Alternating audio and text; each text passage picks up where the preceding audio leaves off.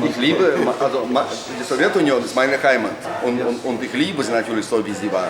Aber ich weine keine Träne dieser Heimat nach und ich möchte nicht, dass sie zurückkommt. Ich glaube es auch nicht, das ist einfach unmöglich. Es kommt eigentlich nie etwas zurück.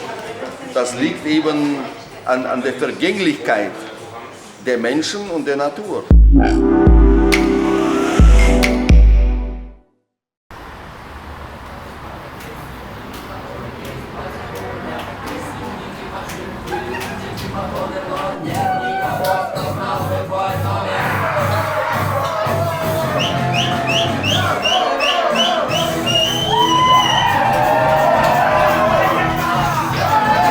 Janek von Enter Berlin. Wir wollen dich interviewen. Weißt du Bescheid? Machen wir, ja? Super. Meine Frau, sie wollte unbedingt einen Garten haben. Deswegen hat meine Frau gesucht und auch schnell gefunden im Internet eine richtige Gartenanlage, eine große, wilde Gartenanlage draußen in Brandenburg, 70 Kilometer von Berlin. Muss man mit dem Auto hinfahren. Dort habe ich angefangen mit Gartenphilosophie. Ich bin zum Schluss gekommen, dass im Grunde genommen, dass Menschen, nachdem sie vertrieben wurden aus diesem mythischen Paradiesgarten, versuchen sie überall natürlich dieses Paradies nachzumachen, mit mehr oder weniger Erfolg. Es sind sehr unterschiedliche Gartenkonzepte, aber es ist alles ist ein Garten. Und das wurde zum Thema meines neuen Buches. Und gib mir mal einen Tipp, weil ich bin tatsächlich auch interessiert, einen Garten zu finden. Und ich möchte eben genau das, was du vom Schrebergarten beschrieben hast, habe ich von anderen Freunden schon gehört. Das sind die deutschen Kleinbürger, die sagen, wann du Fußball spielen darfst oder wann das Kind Fußball spielen darf, welche Musik du hören darfst, welche Pflanzen da wachsen. Also das will man ja alles. Ja, ich kann dir einen Tipp geben, natürlich, Brandenburg. Brandenburg. Das ist eine unglaublich große Fläche, die so unaufgeregt ist wie Berlin Anfang 90er. Das war ein Freiraum. Ja. Ich erinnere mich an mein erstes Gefühl hier, die Freiräume. Also Menschen, man muss sagen, du bist 1989 schon gekommen, oder 90? 90. Der Jura gab es die DDR, aber ja, faktisch war die Mauer schon weg. Ja. Und sehr viele Leute, die Angst hatten, dass diese Mauer zurückkommen, möglicherweise, die haben ihre Wohnungen verlassen, losgefahren in den Westen. Gleichzeitig kamen sehr viele aus dem Westen, auch nicht nur aus dem Osten, kamen auch aus dem Westen sehr viele Jugendliche, die aus ihren kleinen Provinzstädten, aus München, Köln und, um ihren eigenen Lebensentwurf zu realisieren. Dafür hatte Berlin Fläche. Wir sind immer mit diesem Gefühl sind wir aufgewachsen, dass wir die große weite Welt niemals aus erster Hand kennenlernen würden. Die kam zu uns mit selbst kopierten Büchern auf Musikkassetten, die tausendmal überspielt wurden. Also die Welt war ein Märchen. Und plötzlich war diese Möglichkeit ganz nah. Da konnte man nicht Nein sagen. Verstehe. Das ist ja ich war jung, ich hatte kein Geld, ich war faul, ich hatte auch keine Lust, bei irgendwelchen Botschaften anzustehen für ein Visum. Ich hatte keine Einladungen, ich kannte niemanden. Und wenn schon, ich habe schon damals ein paar Verwandte gehabt in Amerika, aber Amerika war nie mein Reiseziel, ehrlich gesagt. Und Ostberlin, das war so eine Art Geheimtipp für faule Touristen. Das war gleich um die Ecke, man brauchte kein Visum als Sowjetbürger noch. Und die Mauer aber war schon weg, wie gesagt. Der Staat hat sich zurückgezogen. Also der alte Staat ging unter und der neue war noch im Kommen sozusagen. Ja. Und in diesen Ritz zwischen den staatlichen Gewalten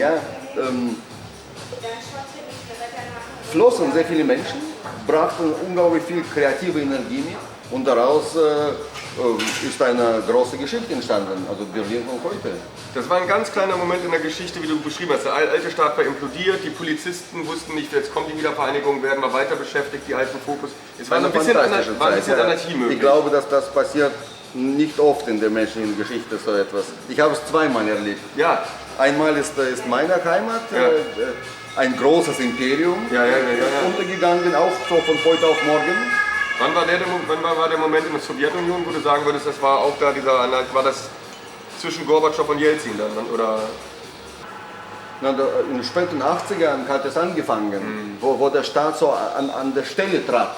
Wir haben ja davon, ich war ein Theatermacher und ich habe Konzerte, so Underground, Rockkonzerte organisiert. Und wir haben immer gearbeitet unter ständigem Druck des Staates.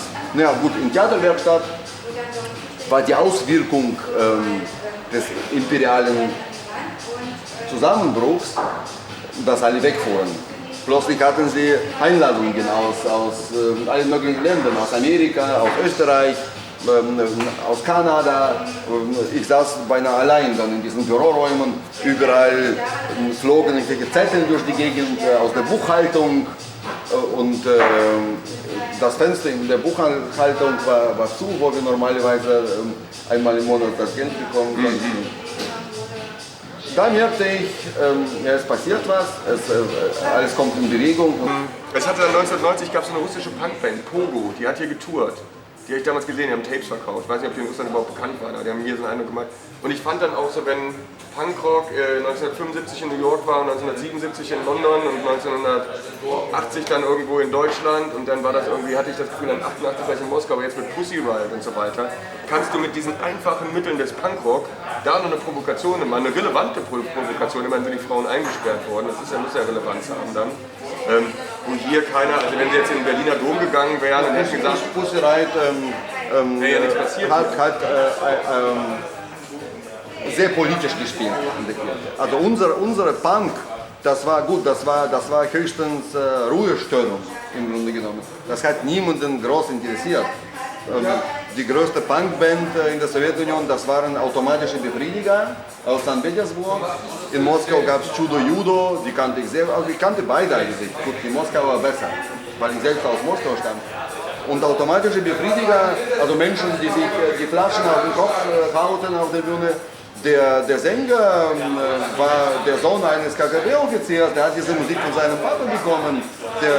Der Papa hat zufällig irgendwo im Ausland in einem KGB-Auftrag in einen Musikladen reingegangen, in London wahrscheinlich, hat dann die einzig wahre Platte von Sex Pistols nach Hause gebracht und so wurde der Song Punk. Wäre der Papa in einen anderen Laden gegangen und irgendwie geworden, Top gekauft, dann hätte der, genau. Und seine 100 Freunde haben die Platte dann kopiert und die Cover dann irgendwie kopiert. Und Pussy Riot hat diese Gesellschaft, dieses junge Russland, das sich so fieberhaft nach einer neuen Ideologie sucht.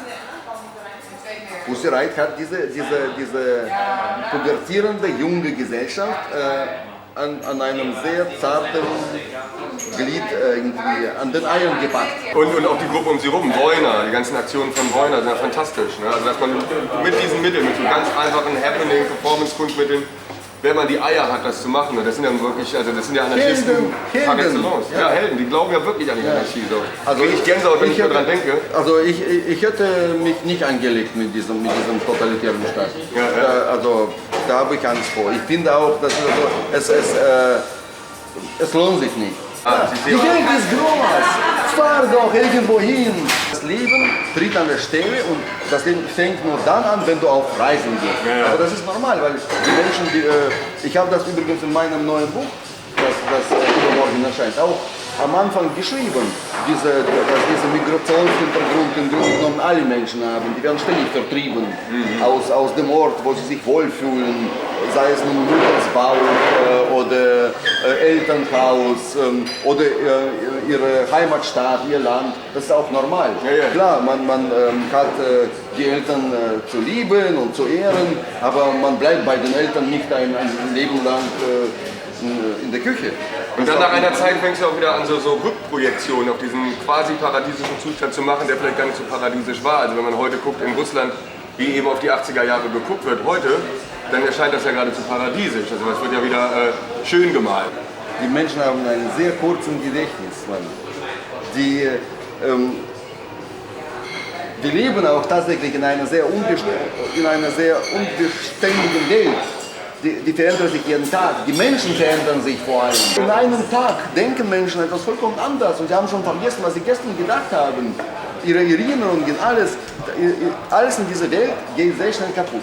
die Menschen sind sehr vergessen, die vergessen alles. Sie sterben, ihre Häuser werden zu Staub. Weißt du, ich wollte vor einer Woche, vor 2 Wochen eine Geschichte schreiben und ich hatte keine Zeit. Und ich merke, mit jedem Tag verändert sich diese Geschichte in meinem Kopf. Ja, ja, schrecklich.